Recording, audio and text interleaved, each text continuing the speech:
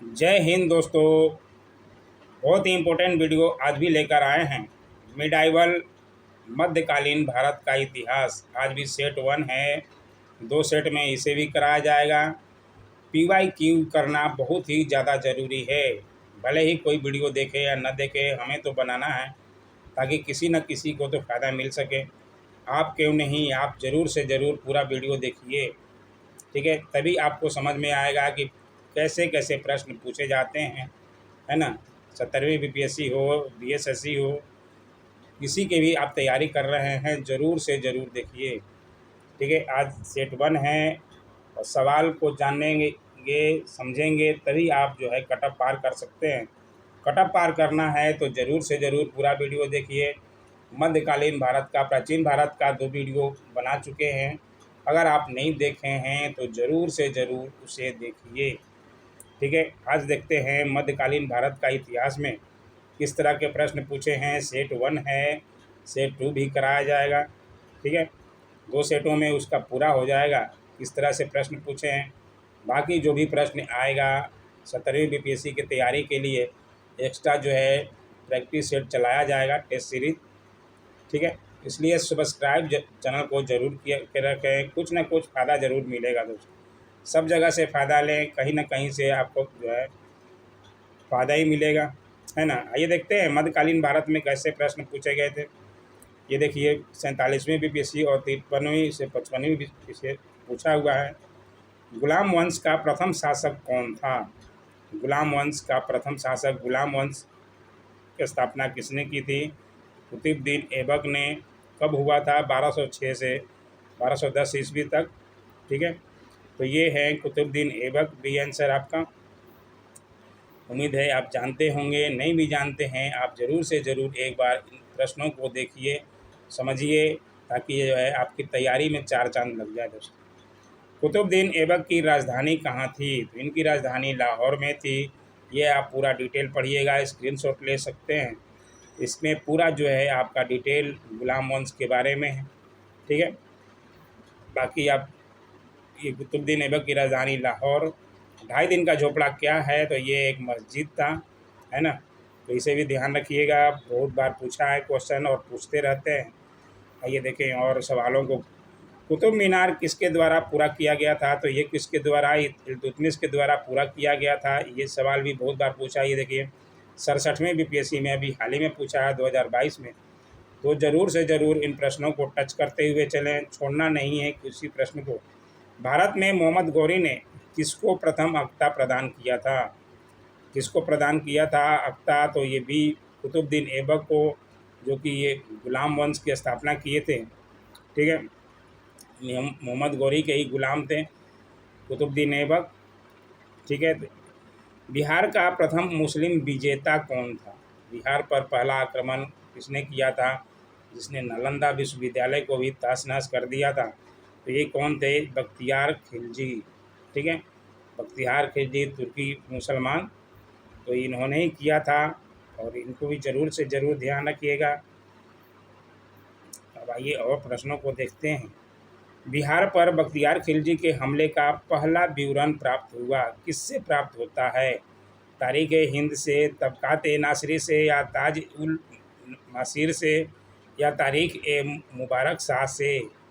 बिहार पर बख्तियार खिलजी के हमले का पहला विवरण कहाँ से प्राप्त होता है? तो ये तबक़ात नासिरी से प्राप्त होता है। ये भी 64वीं BPSC में पूछा हुआ, ठीक है ना। नालंदा विश्व बिहार का विध्वंस किया था, किसने किया था भाई? तो ये अभी आपने नाम पढ़ा है, बख्तियार खिलजी, ठीक है। तो बख्तियार खिलजी के द्वारा। इल्तुतमिश ने बिहार में अपना प्रथम सूबेदार नियुक्त किया था, किसे नियुक्त किया था इसे? तो ये मलिक जानी को नियुक्त किया था इल्तुतमिश ने, ठीक है, 1225 ईस्वी में। वह प्रथम मुस्लिम शासक कौन था जिसने शासन के सिद्धांत यानी कि थ्योरी ऑफ किंगशिप को राजाओं के ईश्वरीय अधिकार सिद्धांत यानी कि थ्योरी ऑफ डिवाइन राइट्स के समान प्रतिपादित किया था? तो वह प्रथम मुस्लिम शासक कौन था? तो इसमें से है बलवन, ठीक है, जिसने शासन के सिद्धांत को राजाओं के ईश्वरीय अधिकार सिद्धांत के समान प्रतिपादित किया। ठीक है, तो ये बहुत इम्पोर्टेंट है और ज़रूर से ज़रूर ध्यान रखिएगा। और लाइक और सब्सक्राइब तो बनता ही है दोस्तों। उम्मीद है कुछ ना कुछ फ़ायदा ज़रूर मिलेगा, फ़ायदा कहीं से भी मिले ले लेना चाहिए, है ना। किस दिल्ली सुल्तान ने रक्त और लौ की नीति अपनाई थी? तो ये बलवन ने बहुत बार पूछा है, ये उम्मीद है सारे जानते होंगे। नए लड़के नहीं जानते हैं तो ज़रूर से ज़रूर अपना नोट्स बनाते हुए चलिए, सारे इम्पोर्टेंट सवाल हैं। जब उसने राजस्व प्राप्त किया तो वह शरीयत के नियमों और आदेशों के पूर्णतया स्वतंत्र था।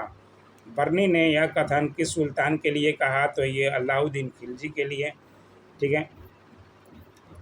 अब आइए और देखते हैं। लाइक एंड सब्सक्राइब जरूर करिए दोस्तों, ताकि ये मनोबल मेरा बढ़ता है और मैं भी आपके लिए लगा हूँ ताकि आपका भी कुछ ना कुछ कल्याण हो सके।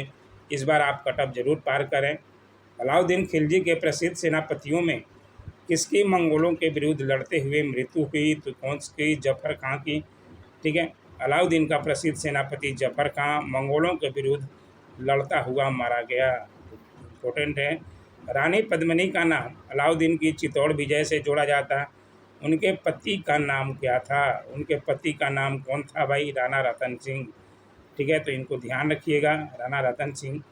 अलाउद्दीन खिलजी के आक्रमण के समय देवगिरी का शासक कौन था? तो ये देवगिरी का शासक रामचंद्र देव थे, तो ध्यान रखिएगा इनको, ठीक है। किस सुल्तान के काल में खालिसा भूमि अधिक पैमाने में विकसित हुई? तो अलाउद्दीन खिलजी के समय में खालिसा भूमि जो है अधिक पैमाने पर विकसित किसके समय में हुई? अलाउद्दीन खिलजी के समय में, ठीक है। आइए देखें और प्रश्नों को। अलाई दरवाज़ा का निर्माण किस सुल्तान ने कराया था?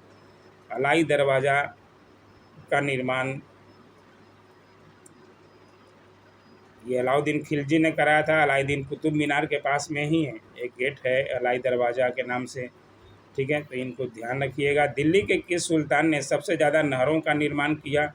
ये प्रश्न भी देखिए 65वीं बीपीएससी में पूछा हुआ है कि नहीं है, इम्पोर्टेंट। और फिरोज शाह तुगलक, ठीक है।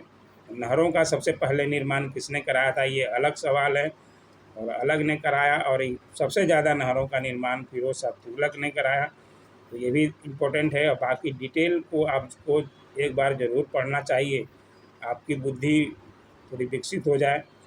फिरोज शाह तुगलक द्वारा स्थापित दार उल सफ़ा क्या था? दार उल सफ़ा एक खैराती अस्पताल था, तो दार उल सफ़ा ज़रूर ध्यान रखिएगा। किसने बनाया था? तो फिरोज शाह तुगलक ने, ठीक है। निम्नलिखित में से किस सुल्तान ने बेरोजगारों को रोजगार दिलवाया? बेरोजगारों को रोजगार किसने दिलवाया? बेरोजगारों को सबसे ज़्यादा नहरों का निर्माण किसने किया? फिरोज शाह तुगलक। तो वो उन्होंने जो है बेरोजगारों को रोजगार दिलवाया, है ना। तो फिरोज शाह तुगलक को ज़रूर से ज़रूर एक बार ध्यान रखिएगा। निम्नलिखित में से किस सुल्तान के दरबार में सबसे अधिक गुलाम थे? सबसे अधिक गुलाम तो फिरोज शाह तुगलक के ही थे, ठीक है, क्योंकि सबसे ज़्यादा उन्होंने काम करवाया, नहरों का निर्माण करवाया। निम्नलिखित में से किस सुल्तान ने फलों की गुणवत्ता सुधारने के लिए उपाय किए? फलों की गुणवत्ता सुधारने के उपाय किस सुल्तान ने किए? तो ये फिरोज शाह तुगलक ने किए थे, ठीक है। फारसी यात्री अब्दुल रज़ाक भारत में किस राजा के शासनकाल में आया था? तो ये किस राजा के शासनकाल में आया था? तो ये जो है देवराय द्वितीय के समय में अब्दुल रज़ाक आया था, जो कि फारसी यात्री था। यात्री जितने भी होंगे विदेशों से आए हुए, उनको ज़रूर से ज़रूर एक बार टच कर कीजिएगा, इस पर सवाल जो है रहता है ना। तैमूर के आक्रमण के बाद भारत में किस वंश का राज स्थापित हुआ? लोधी वंश, सैयद वंश, तुगलक वंश या खिलजी वंश? तो ये जो है सैयद वंश, ठीक है।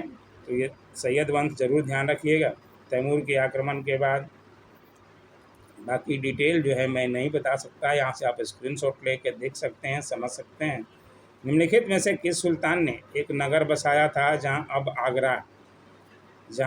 आगरा है, वहाँ किस सुल्तान ने एक नगर बसाया था? तो ये बसाए थे सिकंदर लोधी, ठीक है। सिकंदर शाह के नाम से सिंहासन पर बैठा, वह लोधी वंश का महानतम शासक था। सिकंदर लोधी ने राजस्थान के शासकों पर नियंत्रण के उद्देश्य से यमुना नदी के किनारे आगरा नामक शहर की स्थापना की थी और इसे अपनी राजधानी भी बनाया। तो ये इम्पोर्टेंट है। सिकंदर लोदी। विजयनगर साम्राज्य के संस्थापक कौन थे? ये सभी लोग जानते होंगे, हरिहर और बुक्का। ठीक है। विजयनगर के उस पहले शासक की पहचान करें जिसने बहमनियों से गोवा को छीना। गोवा को किसने छीना? तो हरिहर द्वितीय ने। ये भी इम्पोर्टेंट है। विजयनगर के राजा कृष्णदेव राय ने गोलकुंडा का युद्ध किस राजा के साथ लड़ा था? ये किसके साथ लड़ा था? तो कुली कुतुब शाह के साथ लड़ा था। ये भी इम्पोर्टेंट है। कृष्णदेव राय पे सवाल बनता है। विजयनगर साम्राज्य के वित्तीय व्यवस्था की मुख्य विशेषता क्या थी? ये मुख्य विशेषता क्या थी? तो भू राजस्व जो है मुख्य विशेषता थी। विजयनगर पे सवाल बनते हैं, इसको भी आपको टच करना है ज़रूर से ज़रूर। विजयनगर साम्राज्य का अवशेष कहाँ मिलता है? बीजापुर, गोलकुंडा, हम्पी और बड़ौदा में से ये हम्पी में मिलता है विजयनगर साम्राज्य का अवशेष। ठीक है, तो इसे भी देखिएगा। आइए और देखें सवालों को। दीवान अर्ज विभाग संबंधित है। दीवान अर्ज किससे संबंधित है? तो ये रक्षा विभाग से संबंधित है। ठीक है, इसे जरूर ध्यान रखना है, दीवान अर्ज। और शिवाजी की राजधानी कहाँ थी? तो शिवाजी की राजधानी जो है रायगढ़ में थी। ठीक है। और बहमनी राज के संस्थापक कौन था? तो बहमनी राज का संस्थापक जो है अलाउद्दीन हसन थे। इन्हें भी ध्यान रखना है। ठीक है, आइए और प्रश्नों को देखें। मध्यकालीन भारत में भी इम्पोर्टेंट प्रश्न पूछे जाते हैं, कम पूछे जाते हैं सबसे ज़्यादा आधुनिक भारत के, लेकिन मध्यकालीन भारत और प्राचीन भारत, इन सवालों को भी टच कीजिएगा तो आपका कट ऑफ जो है पार हो सकता है ना। सरंजामी प्रथा किससे संबंधित थी? सरंजामी प्रथा मराठा भू राजस्व प्रथा से संबंधित थी। निम्नलिखित में से कौन भूमि उत्पाद पर लगने वाले कर को इंगित करता है? भूमि उत्पाद पर लगने वाले कौन, इसमें से कौन था? खम्स, खराज,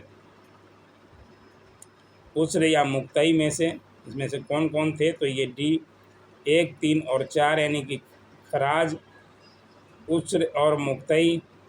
ठीक है, तो ये इनको ध्यान रखिएगा। किस सुल्तान ने जमीन में फसल की नपाई का आधा राजस्व के रूप में दावा किया? किस सुल्तान ने जमीन में फसल की नपाई का आधा राजस्व के रूप में दावा किया? तो ये थे अलाउद्दीन खिलजी। क्योंकि 64वीं बीपीएससी प्री में पूछा गया है, इम्पोर्टेंट है, ज़रूर ध्यान रखिएगा इन प्रश्नों को। या तो बीएसएससी में पूछ दे या बीपीएससी में पूछ दे, रिपीट होते रहते हैं सवाल। शेख बहाउद्दीन जकारिया किस संप्रदाय के थे? बहाउद्दीन जकारिया किस संप्रदाय के थे? मनेरी भी जरूर से ज़रूर ध्यान रखिएगा किस संप्रदाय के थे। ठीक है, तो ये बहाउद्दीन जकारिया किस संप्रदाय के थे? तो ये थे सुहरावादी संप्रदाय के। ठीक है, जकारिया, इनको जरूर ध्यान रखिए। इन शासकों में से किसने अपनी सैन्य टुकड़ियों को 200, 250 और 500 की इकाइयों में विभाजित किया? तो इसमें से कौन थे? तो ये इसमें से यहाँ पे ई आंसर दिया हुआ। इस्लाम शाह शेर शाह का पुत्र था। ठीक है, बाकी पूरा डिटेल आपको ई ये दिया हुआ है, यहाँ से ज़रूर स्क्रीनशॉट ले लें और देख लें। जबादित का संबंध किससे था? जबादित का संबंध इसमें से किससे था? तो इससे से राज कानून से था। ठीक है, सल्तनत काल के सिक्के टंका, टसगनी एवं जीतल किन धातुओं के थे? तो ये चांदी, टंका जो है चांदी के, ससगनी भी है चांदी के, और जीतल जो है तांबा के बने हुए थे। तो इनको ध्यान रखिएगा। ये 40 सवाल आज के हो गए। 41 सवाल हैं। भारत में कागज़ का प्रयोग कब से प्रारंभ हुआ? तो कब से प्रारंभ हुआ था? 12वीं शताब्दी से। इन्हें ध्यान रखना, 63वीं बीपीएससी में पूछा हुआ। आज एक और भी हैं। ठीक है, देखते हैं कितना तक है। तबकात ए नासरी का लेखक कौन था? तबकात ए नासरी का लेखक बहुत इम्पोर्टेंट है, बहुत बार पूछा है। मिनहाज उस सिराज ने। ठीक है, सिराज जी के नाम जरूर ध्यान रखिएगा। सभी भक्ति संतों के मध्य एक समान विशेषता थी कि उन्होंने भक्ति संतों के बीच क्या समानता थी कि उन्होंने अपनी वाणी को उसी भाषा में लिखा जिसे उनके भक्त समझते थे। यही एक विशेषता थी। ठीक है, निम्नलिखित में से किस सुल्तान से निजामुद्दीन औलिया ने भेंट करने से इनकार कर दिया था? प्रश्न को सुने होंगे आप। और इम्पोर्टेंट है। ये अलाउद्दीन खिलजी से इनकार कर दिया था भेंट करने से। अब आइए और प्रश्नों को देखें। 12मासा की रचना किसने की थी? 12मासा की रचना जो है मालिक मोहम्मद जायसी ने की थी। ये भी इम्पोर्टेंट है। किताबों पे किसने रचना की, ये भी ज़रूर एक बार टच करते हुए चलें सारे का। मैं कल भी बताया था बहुत सारों का। पानीपत के युद्ध में बाबर की जीत का मुख्य कारण क्या था? पानीपत की युद्ध 1526 ईस्वी में प्रथम युद्ध, जिसमें बाबर इब्राहिम लोदी के बीच में हुआ था। किसका क्या कारण था? तो ये था आपका उनकी सैन्य कुशलता। ठीक है, उनकी सैन्य कुशलता, उनके पास तोप भी था। ठीक है ना। बाकी पूरा डिटेल यहाँ पे देख लीजिए। तुजुके बाबरी किस भाषा में लिखा गया था? तुजुके बाबरी जो बाबर के ऊपर है, ठीक है, किस भाषा में लिखा गया था? ये तुर्की भाषा में लिखा गया था। ठीक है ना। बाबर की आत्मकथा, तो ज़रूर ध्यान रखें। हुमायूं ने चुनार दुर्ग पर प्रथम बार आक्रमण किया, कब किया था हुमायूं? 1530 में तो बाबर ख़त्म हो गए, उसके बाद आ गए हुमायूं। हुमायूं के जाने के बाद शेरशाह उनको भगाए, हुमायूं को। उसके बाद अकबर आते हैं, तो ये सब लोग जानते होंगे, है ना। तो 1532 ईस्वी में चुनार दुर्ग पर प्रथम बार आक्रमण कब किया? तो हुमायूं ने 1532 ईस्वी में। ठीक है, तो ये 48 प्रश्न हो गए। और बचे हुए प्रश्न जो है अगले सेट में आएगा, तो ज़रूर से ज़रूर चैनल को सब्सक्राइब कर रखें। बहुत फ़ायदा मिलेगा दोस्तों। बाकी आपकी मर्ज़ी है, कोहली देखे या न देखे, हमें तो डालना है। ठीक है। ऐसे ही वीडियो के लिए लाइक शेयर कमेंट और सब्सक्राइब ज़रूर करें। Thanks for watching.